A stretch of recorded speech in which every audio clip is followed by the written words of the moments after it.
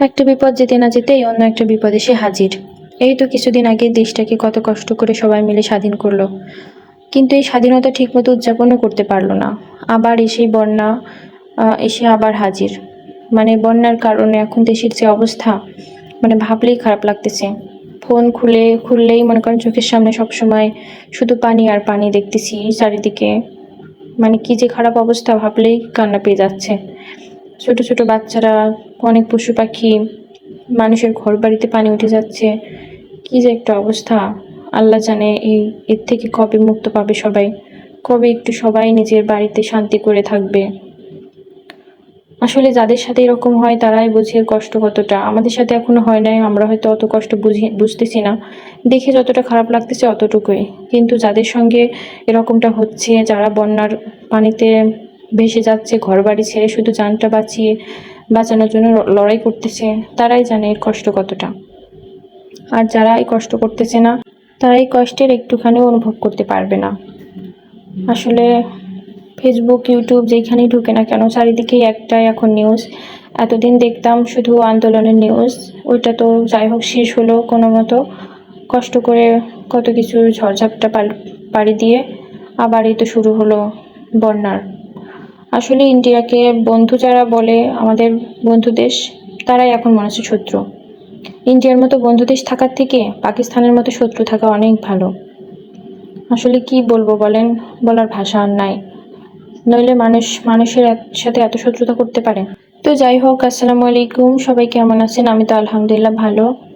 তো এই তো সকাল সকাল উঠে রান্না বান্না শুরু করে দিয়েছি, এটাই তো আমাদের মেয়েদের কাজ। তো সকাল সকাল উঠে দেখতেই পেলেন আমি আগে রুটিটা বানিয়ে নিলাম। রুটি বানিয়ে নাস্তা করে নিলাম, সকালের নাস্তা।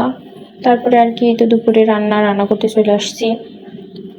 আসলে মন মানসিকতা ভালো নাই, রান্না বান্নাও করতে ইচ্ছে করে না, কিন্তু কি করব, পেট তো আর কোনো কথাই শুনবে না, পেট তো আর বাধা মানবে না। রান্না তো করতেই হবে, খেতে তো হবে। তো এই জন্য আর কি আমি রান্না করার জন্য চলে আসলাম। তো এই তো আজকে রান্না করবো, একটু মুরগির মাংস রান্না করছি, তো সাথে ডাল রান্না করবো একটু, আর সাদা ভাত করব। তো দেখতে পাচ্ছেন আমি নতুন ব্লেন্ডারের প্যাকেট ওপেন করলাম। আসলে আমার আগের ব্লেন্ডারটা অনেক দিন হয়েছে নষ্ট হয়ে গেছে, তারপর থেকে আর অনেক দিন কেনা হয় নাই। আমি শিলপাটায় বেটেই রান্নার বান্না করতাম এতদিন। তো এই তো আমার হাজব্যান্ড আবার ব্লেন্ডার নিয়ে এসে দিয়েছে একটা, তো এই জন্য আর কি নতুন ব্লেন্ডার ওপেন করে ভিডিওর সামনেই একবারে ব্লেন্ড করলাম, দেখতেই পাচ্ছেন।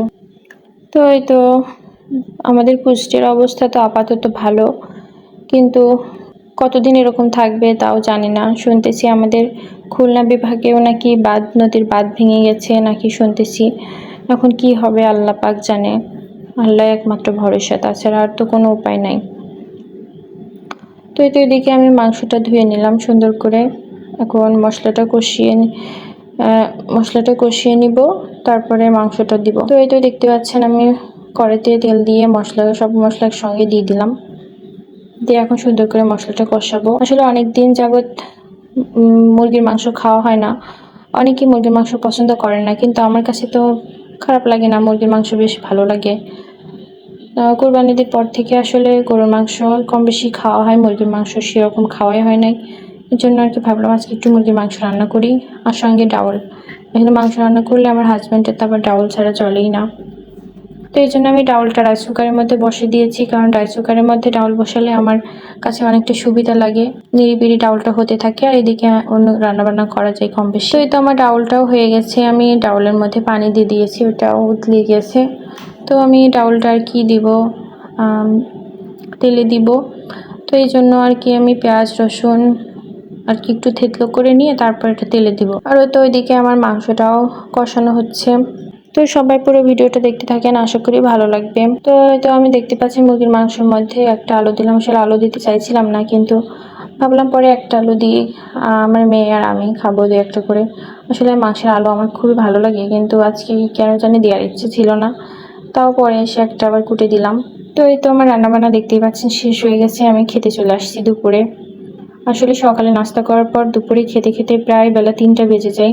অনেক কাজ থাকে বাসায় কম বেশি, ওই কাজগুলো করে গোসল টোসল করে একদম খেতে আসতে প্রায় 3টা বেজে যায়। তো এই তো আজকের ভিডিও পর্যন্তই। ভিডিওটা ভালো লাগলে অবশ্যই একটা লাইক করবেন, কমেন্ট করবেন। ভিডিওটা শেয়ার করে দিবেন। দেখা হবে নতুন কোনো ভিডিওতে। সে পর্যন্ত সবাই ভালো থাকবেন, সুস্থ থাকবেন। আল্লাহ হাফেজ।